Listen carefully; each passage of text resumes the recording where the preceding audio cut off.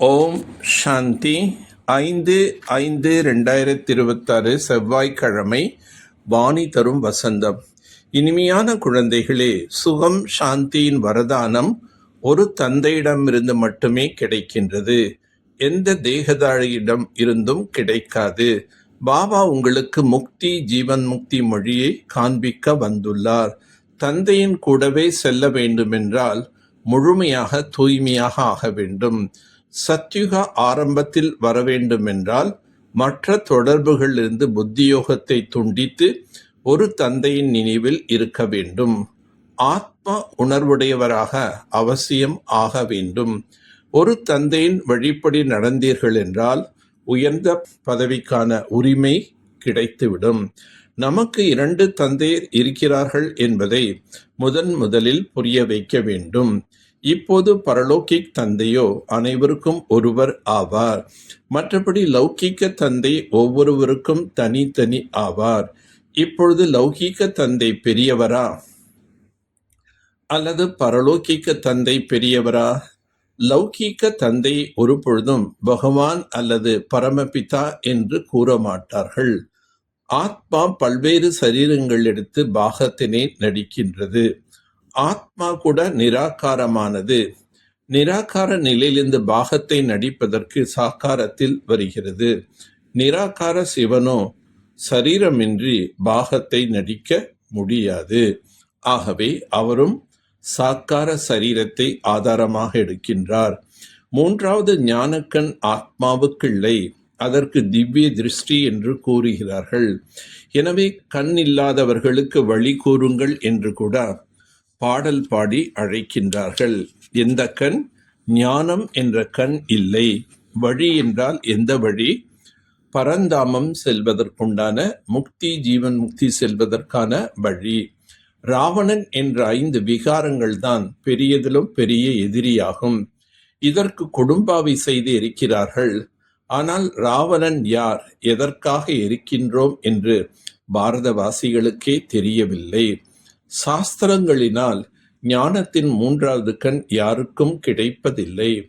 ஞான கண்ணை ஞான கடலான பரம்பிதா பரமாத்மா தான் அழிக்கின்றார். யார் தாங்களே பத்தீத்தமாக இருக்கின்றார்களோ அவர்கள் பின் மற்றவர்களை எப்படி பாவனமாக ஆக்க முடியும்? தந்தை எப்படி மீண்டும் தேவி தேவதா தர்மத்தை ஸ்தாபனை செய்விக்கின்றார் என்பது யாருக்கும் புரிவதில்லை. நாம் தான் தேவி தேவதா தர்மத்தினராக இருந்தோம் என்பதை இப்பொழுது நீங்கள் புரிந்துள்ளீர்கள்.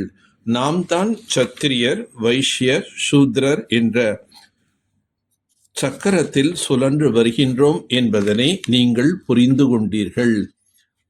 ஹே ஆத்மாக்களே, ஆத்மா உணர்வுடையவராக ஆகுங்கள்.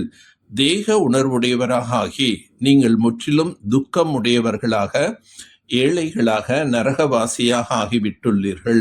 சொர்க்கவாசி ஆக வேண்டுமென்றால் அவசியம் ஆத்மா உணர்வுடையவராக ஆக வேண்டும். பாரதம் சிவாலயமாக இருந்தது. சிவ் பாபாவினால் ஸ்தாபனை செய்யப்பட்டதாக இருந்தது. தந்தை சொர்க்கத்தை உருவாக்குகின்றார். ராவணன் நரகத்தை உருவாக்குகிறார். ராவணன் சாபம் கொடுக்கின்றான். தந்தை 21 பிறவிக்கான ஆஸ்தி கொடுக்கின்றார். இப்பொழுது நீங்கள் ஒவ்வொருவரும் தந்தை மட்டுமே நினைவு செய்யுங்கள், எந்த ஒரு தேகதாரியும் அல்ல. இச்சமயம் பாரதம் சாபத்துக்குள்ளாகி இருக்கின்றது. ஆதலால் துக்கம் உடையதாக இருக்கின்றது. இப்பொழுது இந்த ராவணன் மீது வெற்றி அடைய வேண்டும். தானம் கொடுத்தால் கிரகணம் விட்டு போகும் என்று பாடப்படுகின்றது. இப்பொழுது உங்கள் மீது 5 விகாரங்கள் என்ற ராவணனின் கிரகணம் உள்ளது. இந்த 5 விகாரங்களை தானமாக கொடுத்து விட வேண்டும்.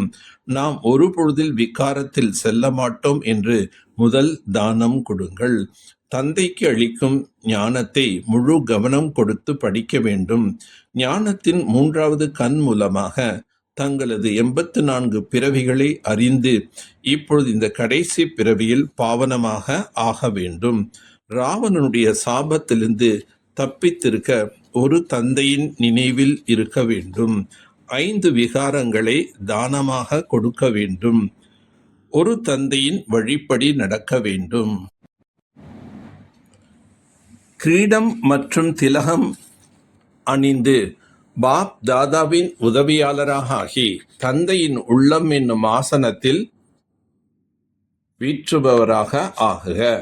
ஒருவர் அரியணையின் அமரும்போது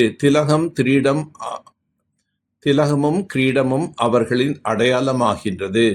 அவ்வாறே தந்தையின் உள்ளத்தில் இடம் பிடித்தவர்களின் நெற்றியில் எப்போதும் அழியாத ஆத்ம திலகம் தொலைவிலிருந்தே பளிச்சென்று தென்படுகின்றது.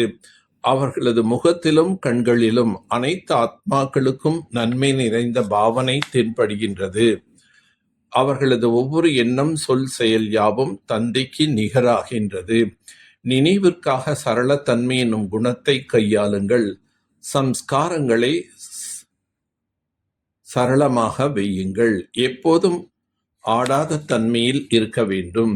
யார் ஒருவர் டிராமா என்னும் ஞான சக்தியை நடைமுறை வாழ்வில் கையாள்வாரோ அவர் ஒருபோதும் பதட்டத்தில் வர முடியாது.